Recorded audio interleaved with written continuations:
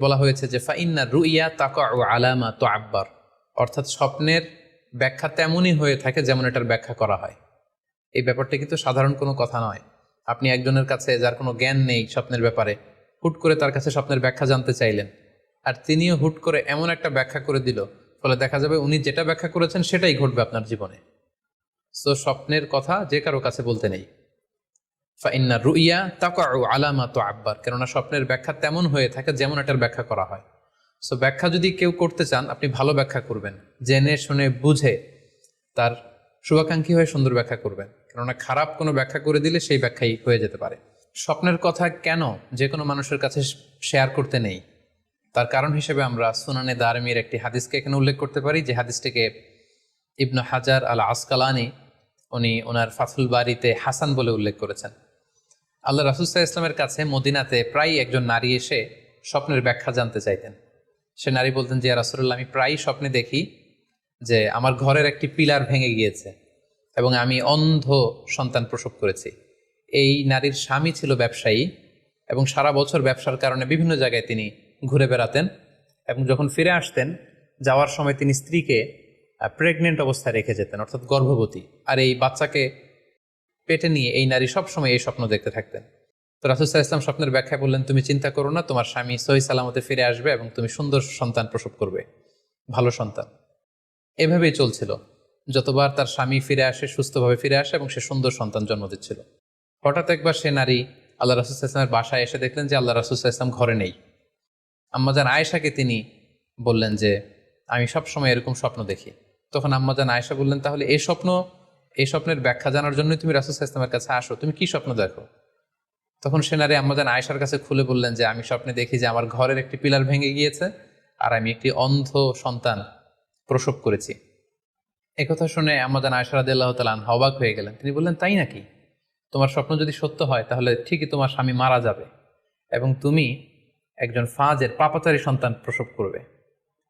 ঠিকই দেখা গিয়েছিল, তার পরের বছর তার স্বামী যখন আসলো, জীবিত আসতে পারেনি, তার স্বামী ইন্তেকাল করেছিল এবং এই নারী যে সন্তান প্রসব করেছিল সেটি ছিল একটি পাপাচারী সন্তান।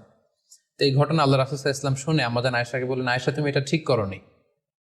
তুমি যদি কখনো কারো স্বপ্নের ব্যাখ্যা করো, তুমি ভালো ব্যাখ্যাটা করবে, কখনো মন্দ দিক থেকে ব্যাখ্যা করবে না। হয় চুপ থাকবে, ব্যাখ্যাই করতে যাবে না, আর যদি স্বপ্নের ইন্টারপ্রিটেশন তুমি করতে চাও তাহলে ভালো ব্যাখ্যাটা করবে। সম্মানিত, শুধু এজন্য যে কারো কাছে আমরা চাইলেই স্বপ্নের কথা জানাতে পারি না, বরং সে যদি আপনার শুভাকাঙ্ক্ষী হয়, সে যদি স্বপ্ন ব্যাখ্যায় পারদর্শী হয়, সে যদি ভালো আলেম হয়, তাহলে তার কাছে আপনি স্বপ্নের ব্যাখ্যা জানতে চাইতে পারেন। এক্ষেত্রে আমরা ইমাম মুহাম্মদ ইবনে সিরিনের আরও একটি চমৎকার ঘটনার কথা উল্লেখ করতে পারি। মুহাম্মদ ইবনে সিরিন উনি ছাত্রদেরকে নিয়ে একবার তালিম দিচ্ছিলেন। এ সময় হঠাৎ এক নারী এসে বললেন যে, আমি স্বপ্নের ব্যাখ্যা জানতে চাই, মুহাম্মদ ইবনে সিরিন কোথায়? ছাত্ররা বলল, উনি একটু বাইরে গিয়েছেন। আপনি স্বপ্নে কি দেখেছেন? মহিলাটি বলল যে, আমি স্বপ্নে দেখেছি আমার ছেলে সাগর থেকে শুধু পানি পান করছে।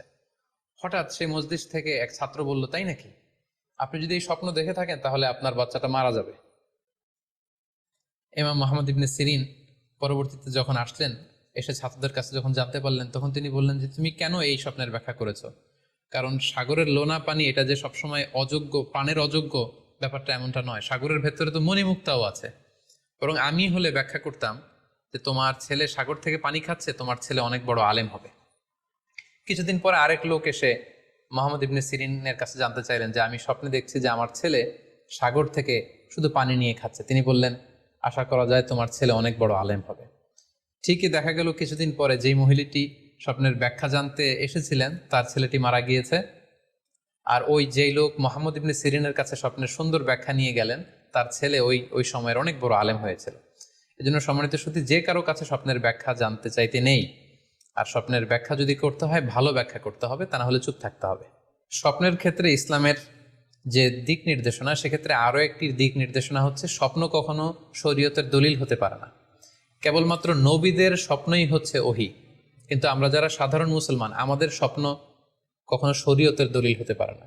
এটা আপনার জন্য কোনো একটা বিশেষ ধরনের অনুধাবন হতে পারে, আপনার বিশেষ ফিলিংস হতে পারে, আপনার একার জন্য কোনো ধরনের গাইডেন্স হতে পারে আল্লাহর পক্ষ থেকে, কিন্তু এটাকে শরীয়তের দলিল বলে চালিয়ে দেওয়া যাবে না।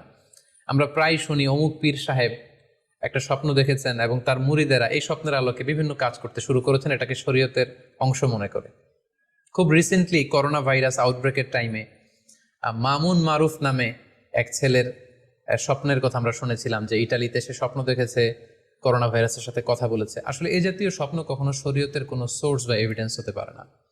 খুব রিসেন্টলি বুয়েট থেকে পাশ করা মুশতাক মোহাম্মদ আরমান নামে একজন লোকের কথা আমরা শুনেছি, যে তিনি দাবি করেছেন তিনি ইমাম মাহাদি, এবং তিনি দাবি করেছেন যে স্বপ্নে তাকে আল্লাহ তাআলা ইমাম মাহাদি বলে পরিচয় করিয়ে দিয়েছে, ফলে লোকজন এসে তার হাতে বায়াত হচ্ছে। অথবা অনেকে দাবি করে থাকেন যে স্বপ্নে তিনি ফকিরি পেয়েছেন, স্বপ্নে এটা হয়েছে সেটা হয়েছে। এরকম কোনো ধরনের স্বপ্নই কিন্তু শরীয়তের অংশ, শরীয়তের দলিল বা এভিডেন্স হতে পারে না।